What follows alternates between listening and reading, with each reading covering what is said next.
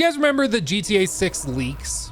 It happened a few years back, technically September of 2022.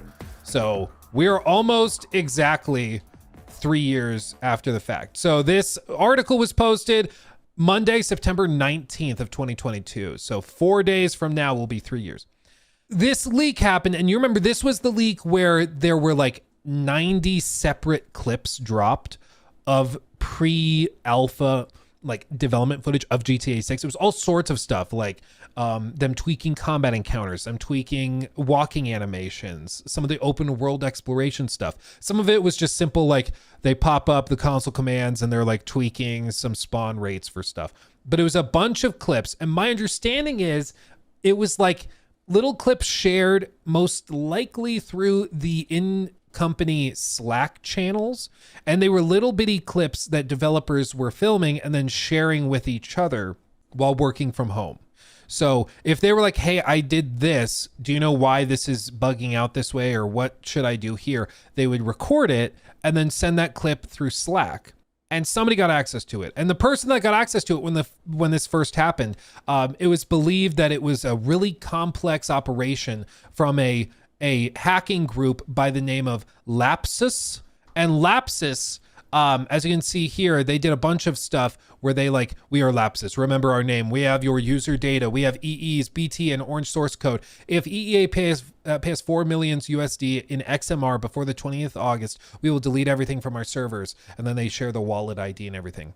And they did this to 26,000 EE customers as well. They did all sorts of stuff, hacking into various companies, stealing their data, and then holding it for ransom and basically saying, pay us money or we'll share it and dump it everywhere.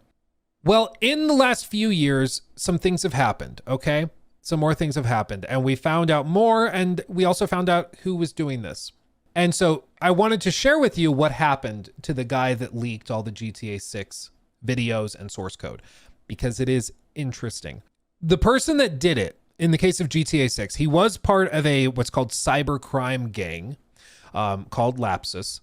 And they blurred out his face for reasons that will be obvious in a moment. But he was 18-year-old Arion Kurtaj, who was one of the senior members of this group.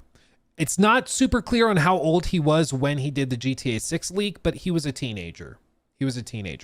What's insane is that he was involved in cyber attacks on Uber, Nvidia, and Rockstar, and collectively cost those companies roughly $10 million. He has on multiple occasions since he was caught, expressed an intent to continue to return to cybercrime as soon as possible, expressing he was highly motivated. They said, if we let you out, are you going to do this again? And he literally said, oh yeah, the second I can. Like the moment, okay? He had done this multiple times before, okay? He was out on bail after being caught hacking NVIDIA, BT, and EE. And he was also in police protection at a Travel Lodge hotel because I think they were worried for his safety from other members of the group. And as part of this, while he was in police protection, he had his laptop confiscated for obvious reasons. Do you know what this kid did? Again, this is a teenager. Despite having his laptop confiscated, Kurtaj managed to breach Rockstar using an Amazon Firestick, his hotel TV, and a mobile phone. He broke into a multi-billion-dollar company's secured servers and Slack channels using a Firestick, a TV, and his phone.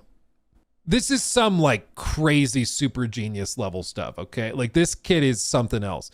Kurtaj stole 90 clips of the unreleased and hugely anticipated GTA 6. He broke into the company's internal Slack messaging system to declare, if Rockstar does not contact me on Telegram within 24 hours, I will start releasing the source code. He then posted the clips and source code on a forum under the username Teapot Uber Hacker. He was then rearrested and detained. And multiple times they have asked him, like they've really honestly tried. They've tried to get him to like just say that he won't do it again, but he keeps doubling down and saying, I'm gonna do it again. Like, he keeps doubling down, dude. He worked with Kurtaj. So another Lapsus member who is 17 and cannot be named because of his age was found guilty in the same trial, which lasted 6 weeks. He worked with Kurtaj and other members of Lapsus to hack tech giant NVIDIA and phone company BTEE and steal data before demanding $4 million ransom, which was not paid. They also stole directly from individuals through cryptocurrency wallets. The 17-year-old was sentenced to 18-month-long youth rehabilitation order, including intense supervision and a ban on using VPNs online. As well as hacking offenses, the boy was sentenced to what the judge described as unpleasant and frightening pattern of stalking and harassment of 2 young women. Wow. That's fantastic. So he was also sentenced for those as well. They don't say what the sentence was for those, but it seems like also being a creep in general. And if he's capable of doing all this stuff in terms of tech, I mean, I can only imagine what happened. What they'd be capable of. But they go on. Kurtaj and the 17-year-old are the first members of the Lapsus group to be convicted, but it is thought that there are others still at large. The game's audacious attacks in 2021 and 2022 shocked the cybersecurity world. The group from the UK, allegedly also Brazil, was described in court as digital bandits. The gang, thought mostly to be teenagers, used conman-like tricks as well as computer hacking to gain access to multinational corporations such as Microsoft and the technology giant and digital banking group Revolut. During their spree, the hackers regularly celebrated their crimes publicly and taunted victims on the social networking app Telegram in English and Portuguese. It prompted U.S. cyber authorities to issue a lengthy report into Lapsus and other teen hacker gangs. It concluded that Lapsus, quote, made clear just how easy it was for its members, juveniles in some instances, to infiltrate well-defended organizations. It's not clear how much money they made from their crimes. And the other thing is, I genuinely don't know. My understanding of cryptocurrency wallets is that they are pretty much entirely locked down and very secure to the person who has the key for it. So it's my understanding, like, if this kid was able to get, like, say $1 million into a cryptocurrency wallet, it's not like the government can seize it. Like, they can't seize the wallet unless they know the password. So he can just sit on it until he gets out and then he can get access to it. Like, that's crazy. Either way, going back to this, let's see. From what I'm reading, it looks like the 17-year-old was the one sentenced for the stalking of 2 young women.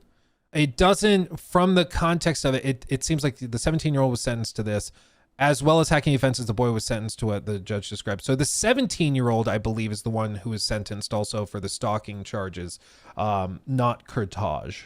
I believe Kurtaj was separate from the two.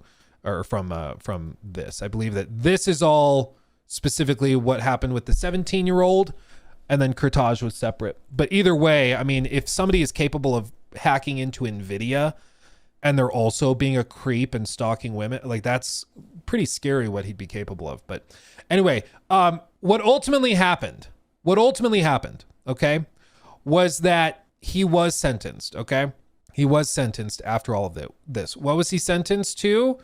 Well, effectively, Aryan Kurtaj from Oxford, who is autistic, after I heard that he broke into a multi-billion-dollar company's secured networks and stuff using a Fire TV stick, a TV, and a phone, and probably a pack of gum, I kind of put 2 and 2 together. He was a key member of an international gang of Lapsus, the gang's attacks, blah, blah, blah, blah. So he will remain at a secured hospital for life unless doctors deem him no longer a danger. They also said that he had been violent while in custody, with dozens of reports of injury or property damage. Doctors deemed Kurtaj unfit to stand trial due to his severe autism, so the jury was asked to determine whether or not he committed the alleged acts, not if he did so with criminal intent. A mental health assessment used as part of the sentence hearing said he continued to express the intent to return to cybercrime as soon as possible. So they've asked him, like, are you going to do it again? And he just keeps saying, yes. The second I get access to a Fire TV stick, I'm doing it again. So he is literally in a mental hospital for life until they feel like he is not a danger to society for doing it again. Because they know if he wanted to, he could. Like, he's just that good. So, I hope he gets the support he needs, you know, but the thing with this to remember, as we just saw with the other example of the 17-year-old in question, it's all fun and games. It's all memes about GTA 6. Ooh, he got access to GTA 6, until you realize that they were also doing other things as well. They were not just going after like the big companies. Okay. This group was also targeting individuals. They were scamming elderly people and other people when they got access to their data through the telephone company that they also hacked. They were, at least one of them apparently was being such a creep towards women that he was literally convicted of stalking charges. So it's all fun and games until you look a little bit deeper and then you realize, okay, no, it wasn't like Robin Hood getting gameplay footage for the masses. You know, this was a criminal organization that operated for years and was collecting lots of material from a lot of different sources and probably a lot of money as well. Wouldn't this be MI6 or British intelligence, not FBI, CIA? Yes, correct. I'm sure if he was to, like, if the FBI or DOJ wanted to file stuff towards him, they could, because he also committed a lot of crimes towards American companies. So I bet they could, and then they could file an extradition request and stuff, and that would eventually be granted. But in this case, it looks like he's going to be in a mental hospital for his entire life. So what's the point?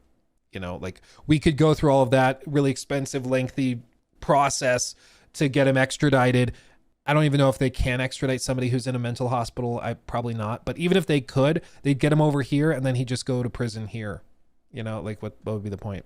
Anyway, all of this to say, if you were ever wondering what happened to the guy that hacked GTA 6's gameplay footage and stuff, he is in a mental hospital for the rest of his life, and the other people in his organization have also been facing charges, and they've been racking up charges for all sorts of things, whether it be stealing data or also just generally being creeps and getting sentenced for stalking charges and stuff. So, little interesting update. I know people were asking on stream the other day, whatever happened to that guy? There you go. That's what happened. So the CIA will be employing him in the future. Well, this is where it's, either way, he's very capable, which is scary, but it also sounds like there was probably a good amount of like social engineering involved with this as well. Whether it's like, hey, I found an employee that works at Rockstar and I got them to click on this link I sent to their email, and then that gave me remote access to their computer, and then I logged into their Slack, I got their password and everything from there, and then I went in and I was able to get access to the Slack.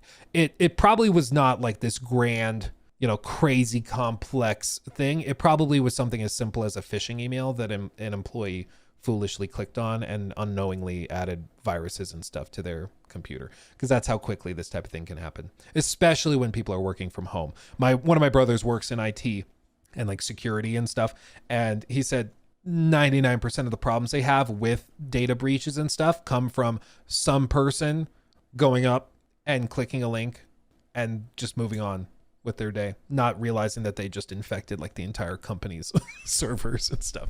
That's just how it happens. Anyway, there you go. Yeah, Tony Stark built this in a cave with a box of scraps. Exactly, quality. we can't do this. It's pretty crazy. Pretty crazy.